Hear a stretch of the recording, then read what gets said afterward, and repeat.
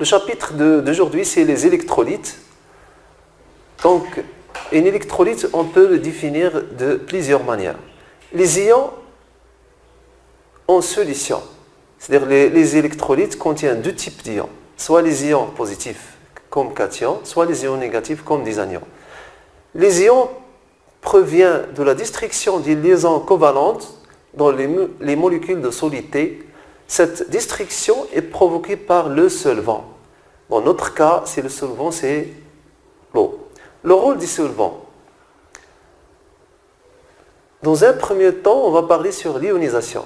Donc l'existence d'un moment dipolaire dans la molécule de solvant provoque la rupture des liaisons covalentes des solutions en formant des ions. C'est le cas de H2O en réaction avec HCl. Ça peut donner les H3O+, et les Cl-. La solvatation. La solvatation, c'est-à-dire les ions formés s'entourent d'un certain nombre de molécules de solvant et seraient ainsi stabilisés grâce au moment dipolaire des solvants, c'est le H2O. Les électrolytes forts et les électrolytes faibles. Pour les électrolytes forts, ce sont des solutions où les molécules de solidité sont totalement dissociées, c'est-à-dire la forme moléculaire n'existe pas dans l'eau.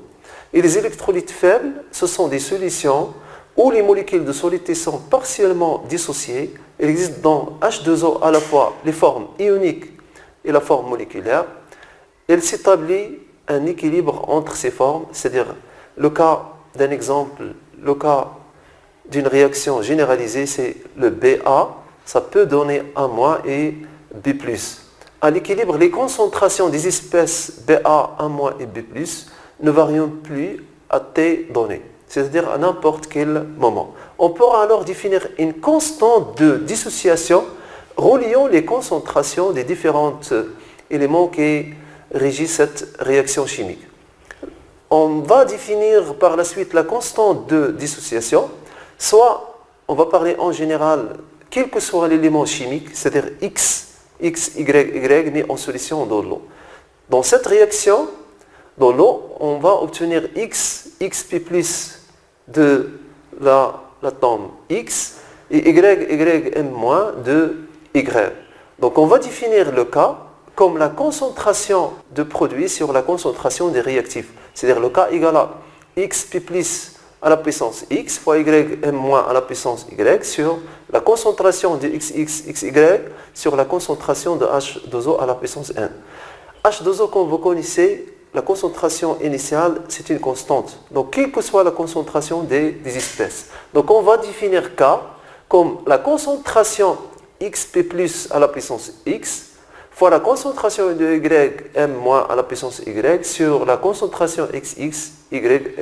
Donc, K ne dépend que de la température. Donc, la constante de dissociation de n'importe quelle réaction ne dépend que de la température.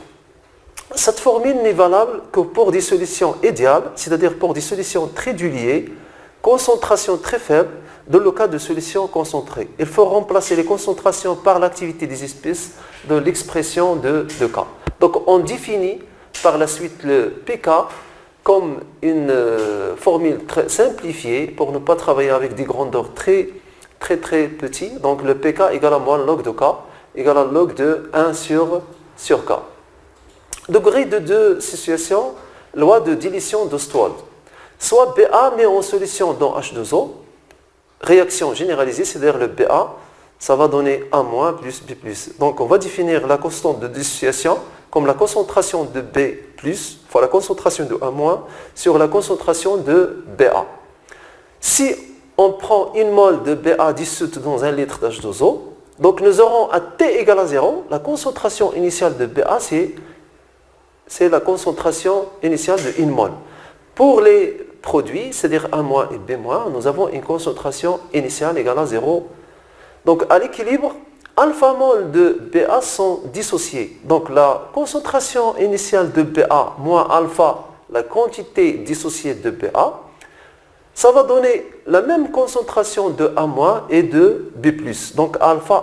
Si on a, par exemple, on commence cette réaction avec C mol de Ba au départ, donc on aura C facteur de 1 moins alpha, la concentration restante de BA, et la concentration produite de A moins, c'est C alpha, et de B plus, c'est C alpha. Donc, BA égale à la concentration C1 moins alpha, la concentration de A moins égale à la concentration de B plus égale à C alpha, donc K, comme constante de dissociation, égale à C carré alpha carré sur la concentration de BA, c'est C facteur de 1 moins alpha, égale à C alpha carré, facteur de 1 moins alpha. 2K égale à C alpha carré sur 1 moins alpha, loi de dilution d'Ostrode. Et le alpha, on va l'appeler, c'est le degré de dissociation de BA.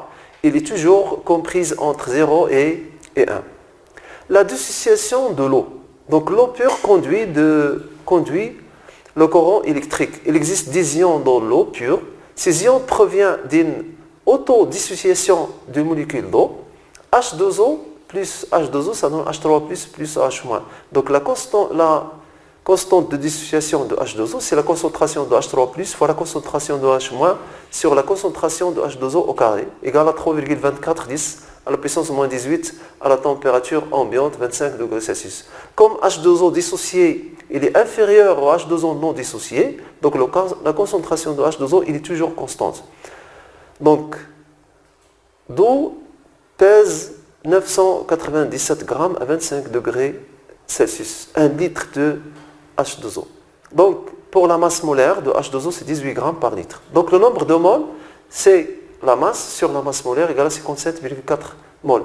Donc, la concentration de H2O égale à 55,4 moles par litre. Et donc, le K, c'est-à-dire la constante de dissociation, comme il a été défini, la concentration de H3+, fois la concentration de H- sur la concentration de H2O au carré, on va définir, c'est-à-dire la concentration de H3+, fois H- égale à K fois H2O au carré. Ce qui fait la concentration de H3+, fois H- égale à 3,24, 10 moins 18, fois 55,4 au carré. Donc le KE égale à H3+, fois H- égale à 10 moins 14, c'est le produit ionique de l'eau.